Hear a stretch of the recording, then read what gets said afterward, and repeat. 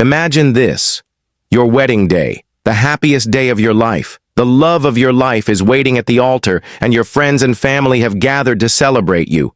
But then, in the middle of the ceremony, you collapse, your body failing you without warning. Within minutes, the joy of the day turns into horror. The bride is dead. What if I told you that this wasn't an accident nor an illness, but a crime meticulously planned for years? What if the person behind it wasn't a stranger, but the very woman who raised you, a woman you called Mom for most of your life?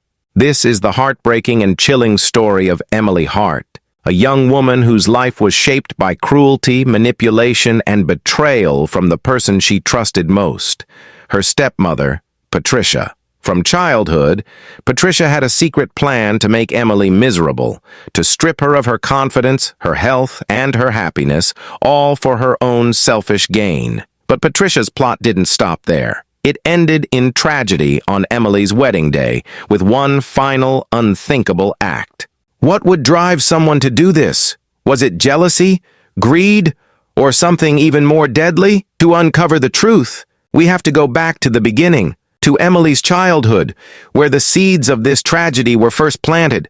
Buckle up, because this story is one of unimaginable betrayal, a stepmother's dark obsession, and a crime so cruel it shook an entire community to its core.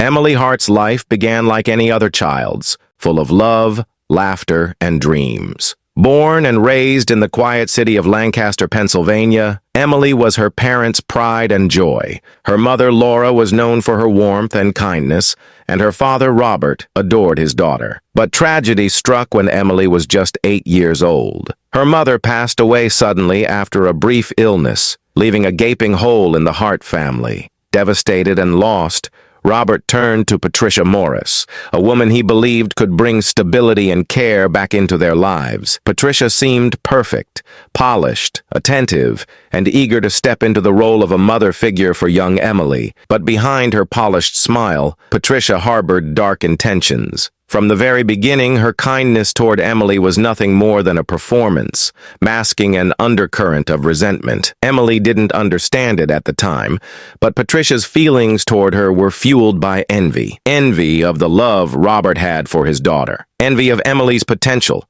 her innocence, her youth. And Patricia was determined to tear it all down, piece by piece. Emily Hart was the kind of girl everyone described as sweet but quiet. Growing up in Lancaster, Pennsylvania, she loved to read, draw, and spend time in the small garden her mother had tended before her passing. Emily wasn't outgoing, but she had a gentle presence that made her mother adore her. But everything changed when her mother, Laura, passed away. Emily was only 8 years old when she found herself without the warmth of a mother's love. Her father, Robert, while grieving, quickly remarried Patricia Morris, a decision he believed would give Emily the maternal guidance she needed. What he didn't realize was that he'd just invited a predator into their home. From the beginning, life with Patricia was uncomfortable. The once happy household became a tense, cold place where Emily felt like an outsider. Patricia's passive-aggressive comments began almost immediately. She'd criticize Emily's eating habits or tell her she was clumsy and ungrateful. At first, these remarks were subtle, but as Emily grew older, the cruelty became more deliberate. By the time Emily turned 12, her physical appearance began to change dramatically. She gained weight at a rate that doctors couldn't explain. Her once bright eyes now reflected a sadness that seemed out of place for a child her age. While Emily cried herself to sleep, Patricia reassured her father, Robert, that Emily was just going through a phase and that she was handling everything. But Emily's physical changes made her a target at school. Classmates gave her cruel nicknames like Elephant Emily and taunted her relentlessly during lunch breaks and gym class. No one wanted to be her friend. Emily spent most of her time alone, escaping into books where she could live as someone else for a while. Even at home, the mockery didn't stop. Her father, frustrated by her weight gain and believing Patricia's lies, began calling her Cow. What little affection Emily had left from her father was now buried beneath layers of disappointment and ridicule. She wasn't just battling the bullying at school, she was living it at home, too. But what Emily didn't know, and what no one else suspected, was that Patricia was the mastermind behind it all. Patricia wasn't just cruel with her words, she was methodical and deliberate in her actions. From the day she entered the Hart household, she had one goal: to make Emily feel inferior in every way possible. Patricia's weapon of choice? Emily's food. Every meal that Patricia prepared for Emily was laced with chemicals, including small doses of insulin. Patricia, who worked as a nurse, knew exactly what she was doing. She disguised it as caring for Emily's health, often insisting that she drink special vitamin shakes or take supplements that she claimed were necessary for her growing body. In reality, these concoctions were designed to destroy Emily's health and self-esteem. Meanwhile, Patricia's own daughter, Claire, lived a life of privilege and praise. Claire was everything Patricia wanted Emily not to be: slim, beautiful, and adored by everyone. Claire excelled in school, was popular among her peers, and often accompanied Patricia to social events where the two were seen as the perfect mother-daughter duo. In stark contrast, Emily was kept in the shadows, her appearance and health deteriorating more with each passing year. While Claire wore designer dresses and attended parties, Emily stayed home, often left with chores or assignments that her stepsister refused to do. The favoritism was glaringly obvious, but no one, not even Robert, questioned it. As Emily's teenage years passed, she became withdrawn and numb to the constant humiliation. She no longer protested when Patricia forced her to eat or drink strange things. She had learned that resistance only led to more ridicule, and deep down, Emily believed she deserved it. She convinced herself that she was the problem, not her stepmother. But Patricia's manipulation didn't stop there. It all came to a head on Emily's 16th birthday, a day she thought would finally be about her, a chance to feel special, just once. She had no idea that the birthday party her stepmother planned was nothing more than another cruel trap. For Emily's 16th birthday, Patricia insisted on throwing a party.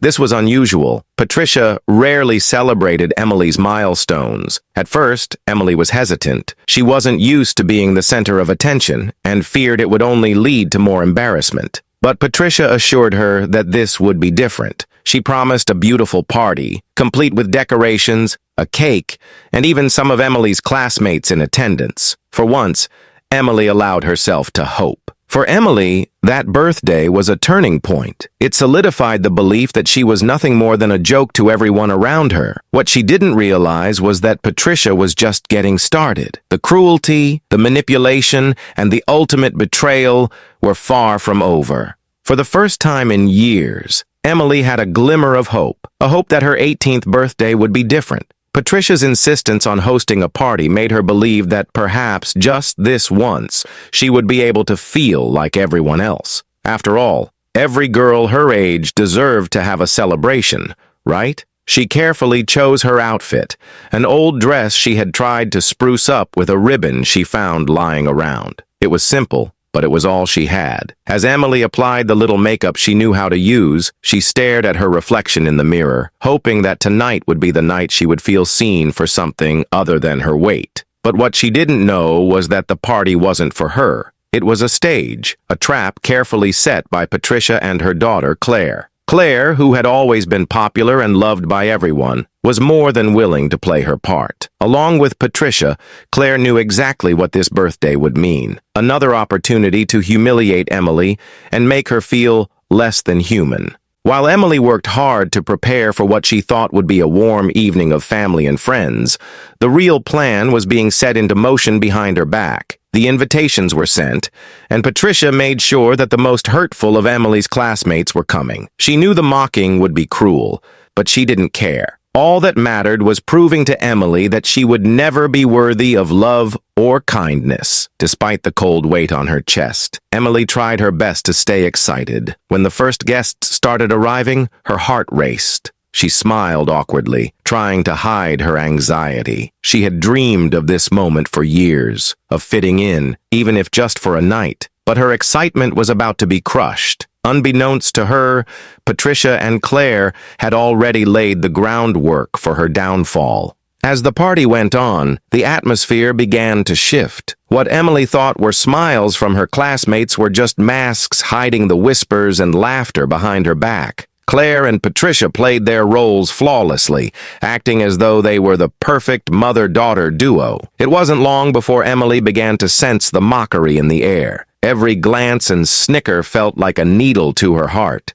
But she kept her chin up, still clinging to the hope that this night might be the exception, the one time when she wouldn't feel like an outcast. The cake. The centerpiece of the celebration, the one thing that should have brought joy to the birthday girl, was the final piece of the cruel puzzle Patricia had crafted. It was beautiful, decorated with intricate flowers and swirls, a bright, innocent-looking creation. Patricia made a show of presenting it to Emily, urging her to take the first slice. Emily, feeling a spark of warmth from the attention, hesitated. But Patricia pushed, saying, "Come on, sweetie, it's your day. Have the first piece." But as Emily took the first bite of the cake, something immediately felt off. It wasn't the taste. It was the feeling of something foreign in her body, something wrong. Her stomach churned, and she clutched her abdomen, but it was too late. Her body began to react violently to the insulin Patricia had secretly added to the frosting. Emily's vision blurred as nausea swept over her, and before she could even make it to the bathroom, she vomited right in front of the entire room. In that instant, the room fell silent, but not for long. The whispers that had been simmering under the surface erupted into cruel laughter. Emily stood there, humiliated beyond words, as her classmates pointed and mocked her. Patricia and Claire exchanged a look, satisfied with their work. Emily's heart shattered into 1,000 pieces, her once hopeful birthday now a symbol of her pain and rejection. She turned on her heel and fled the room, her face flushed with embarrassment, her eyes burning with tears she refused to let fall. That was the moment it all came crashing down, the day that solidified her belief that she would never be loved. No matter how hard she tried, no matter how much she longed for acceptance, she was nothing more than the joke everyone laughed at. The idea that someone, anyone, could ever see past her weight and into her heart felt impossible. Emily realized that no one would ever see her for who she truly was, not while she carried the label of the fat girl, not while she was trapped in the body her stepmother had forced upon her.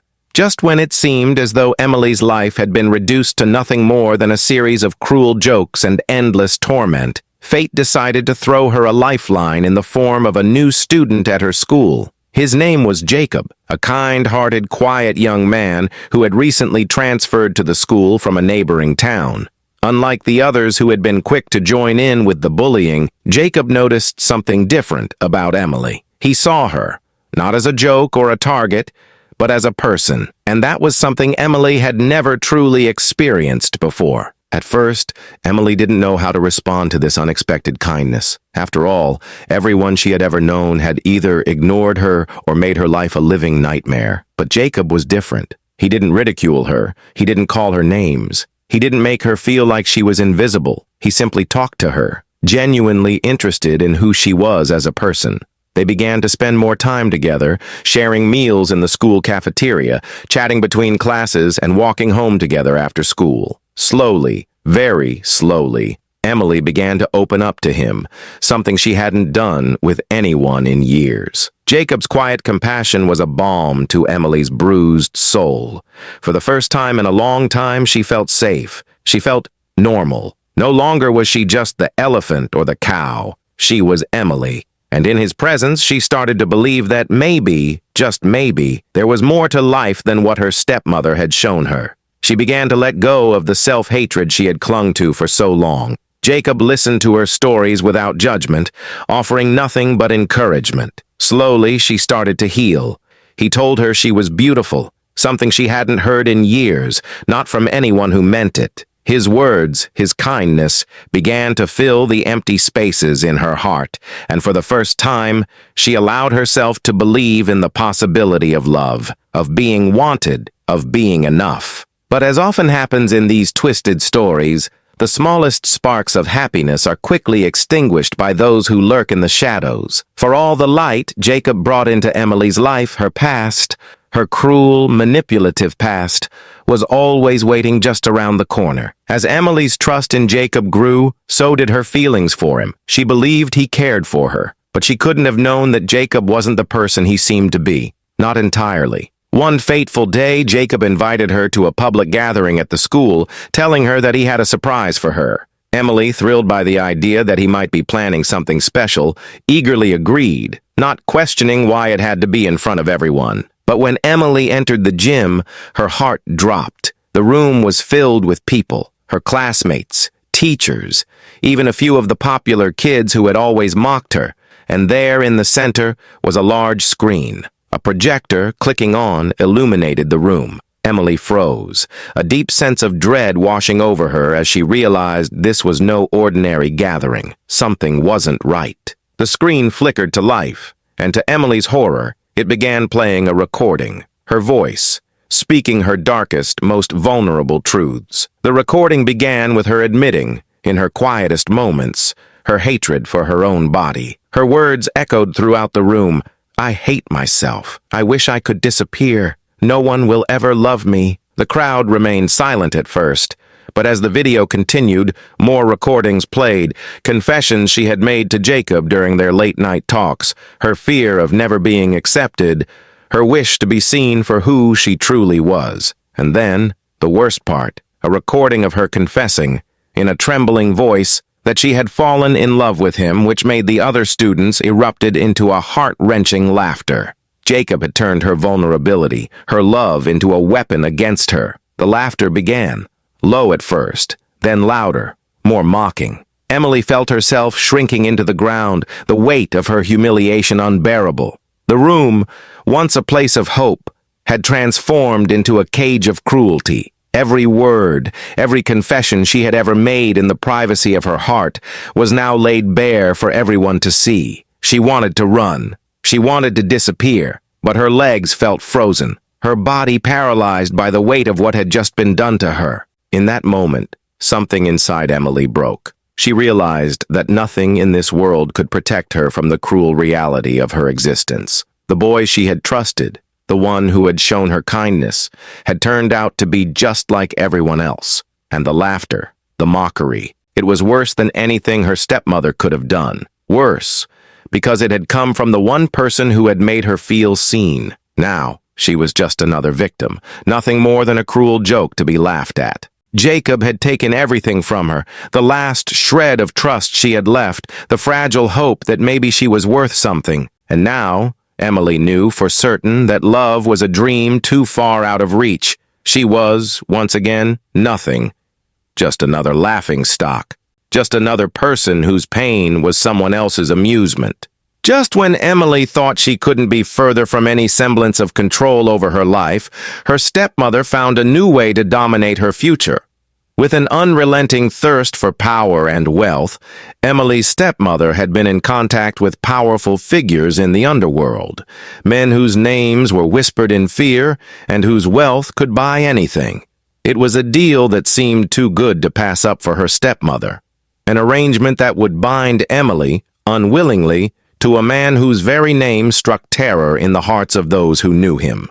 A Russian mafia boss, powerful, ruthless, and with vast amounts of money to his name. Emily, of course, had no say in the matter.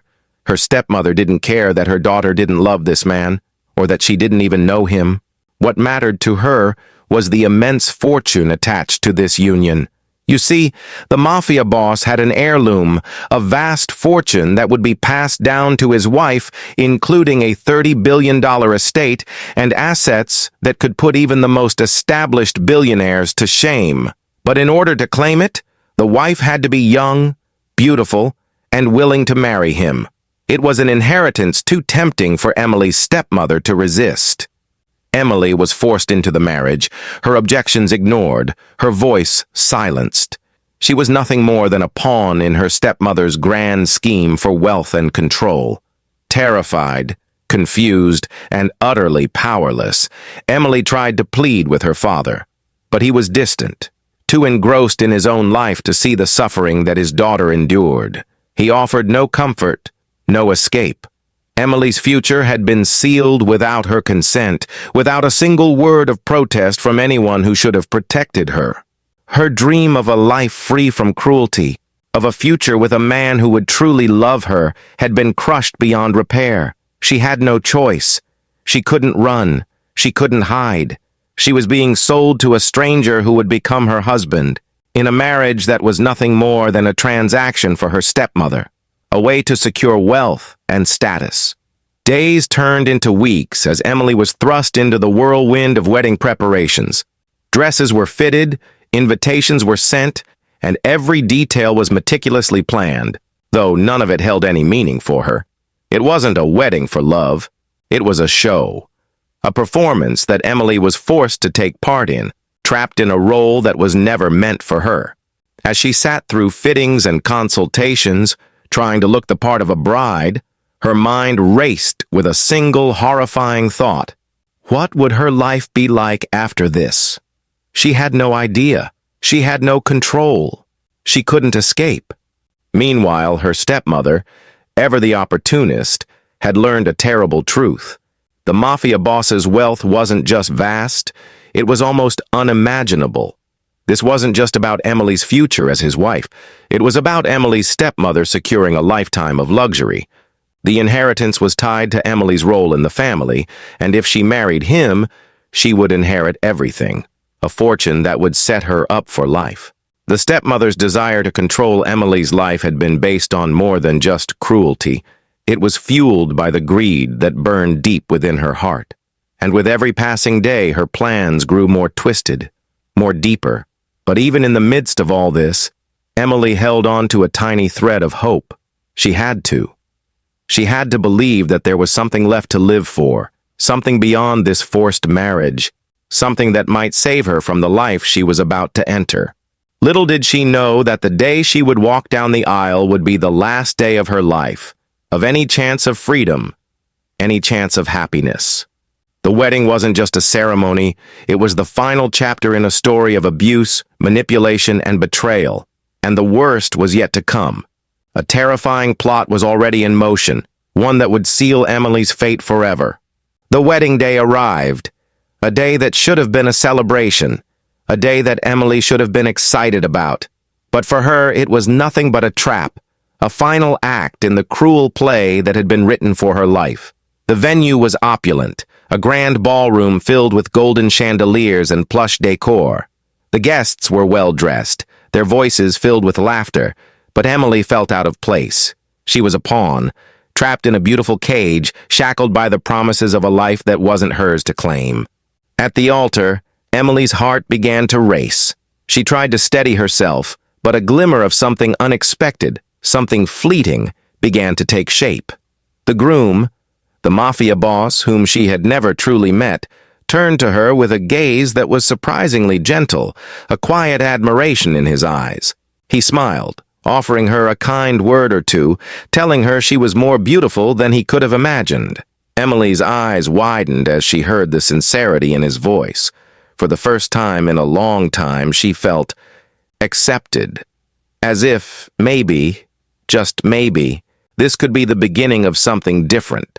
But that hope, that fleeting warmth, was about to be shattered. The stepmother, watching from the sidelines, had been orchestrating this day from the very beginning. She had played her part well, masking her true intentions with false smiles and feigned happiness. She had been biding her time, waiting for the perfect moment to strike. And then, in the midst of this celebration, as the guests clinked glasses and the sounds of laughter filled the air, Emily's stepmother saw her chance. She approached her, a glass of wine in hand, with a smile that hid her malice.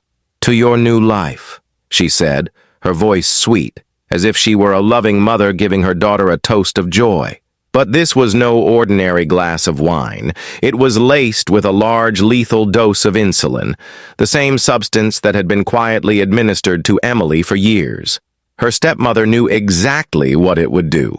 Lower Emily's blood sugar to a point where her body could no longer function, and she would collapse. It was the final blow in a life marked by cruelty, an act that would end everything for Emily, permanently. As the ceremony continued, Emily's world began to blur. She felt dizzy, weak, as if the world were spinning out of control, but she forced herself to keep moving, to keep standing, believing she was on the cusp of something better. The crowd watched, unaware of the poison coursing through her veins, a venom that would soon take her life. Her legs gave way beneath her. She fell, crumpling to the ground in front of the altar. The crowd gasped in horror, the festive atmosphere turning to confusion and panic. Emily's body twitched as the poison took its toll, and within moments, she was gone. Her life snuffed out in an instant before she could even understand the depth of the betrayal. Emily had been murdered in front of the people who were supposed to witness the beginning of her new life. But for her stepmother, it was never about love or happiness. It was about control. It was about the fortune that would now be hers. Emily's death wasn't an accident. It was a carefully orchestrated end, planned from the moment she was born. Just like that, Emily was gone. The world was left to pick up the pieces of a shattered celebration, unaware of the darkness that had consumed her life. But the true horror was just beginning, as the investigation into her death would soon reveal the shocking truth behind her stepmother's calculated actions. Days passed after the tragedy, but the truth was not so easily buried. As the funeral arrangements were made and the family mourned, an unsettling truth began to surface. Emily's sudden collapse at the altar had been too dramatic, too calculated to be anything but a deliberate act. The authorities were quick to launch an investigation into her death, but it wasn't long before the forensic experts uncovered a chilling revelation. It was in the toxicology report that the answer was revealed. The wine Emily had drunk, the same one given to her by her stepmother with a false smile, had been laced with a lethal dose of insulin. This was no accident. This was murder. But the pieces of the puzzle were still missing. How had the stepmother orchestrated this deadly plan? The breakthrough came when investigators uncovered CCTV footage from the separate room where Emily had stayed. It showed the stepmother adding the poison to the wine, the very glass Emily had drunk from before collapsing. It was all too clear now. The stepmother had been plotting this from the start, slowly poisoning her stepdaughter over the years, and finally delivering the fatal blow when Emily had been at her most vulnerable. The mafia groom, a man who had been initially blinded by the idea of a new life with his bride, was furious when he learned the truth. His emotions shifted from shock to raw anger, not only at the stepmother, but also at the realization that he had been manipulated into a role in this terrible tragedy. His love for Emily had been real. Her death, a devastating betrayal that shook him to the core. Months later, the trial began. The stepmother, once a figure of control and dominance, was now reduced to a shell of her former self. She had been arrested for the murder of her stepdaughter, the premeditated poisoning that had destroyed Emily's life. The court was filled with emotion as the case unfolded.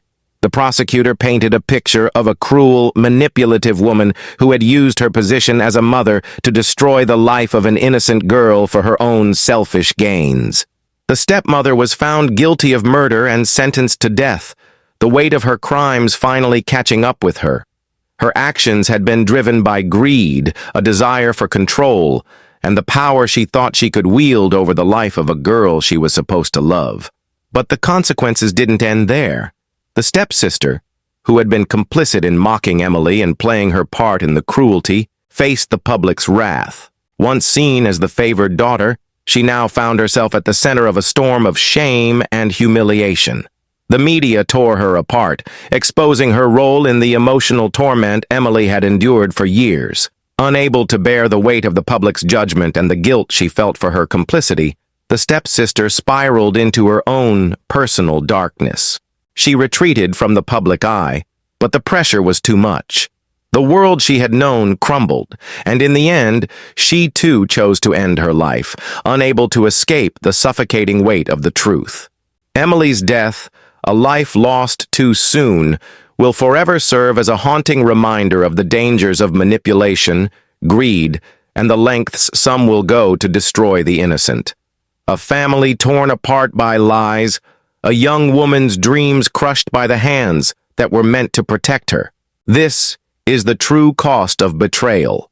Justice may have been served for Emily, but for those who loved her, the pain of her loss will never truly fade. The cost of betrayal is steep, and for some, the price is their very soul. No one has the right to body shame any soul. No matter the situation, as we are perfect in our ways, but what could be more evil was administering such a defective drug to destroy the well-being of a young, vibrant girl who had so many ambitions. Are you a victim of such circumstances? Voice out and let the world hear you so something can be done. As we close the chapter on Emily's tragic story, the haunting question remains: what drives a person to such lengths? What could lead someone to destroy another life so cruelly? Was it pure greed or something darker, buried deep within the heart of those who were supposed to protect her? We may never truly know, but the truth remains clear. This is a case where betrayal took everything. Now we want to hear from you. What's your take on this case? Was there something more behind the stepmother's actions? Do you believe justice was truly served? Share your thoughts with us in the comments below. We love hearing from you. If you find this story gripping and want more true crime content, don't forget to hit that like button and subscribe to our channel. We've got more chilling stories and unsolved mysteries coming your way. And remember, the truth is out there. Sometimes all we need is a little light to shine on it.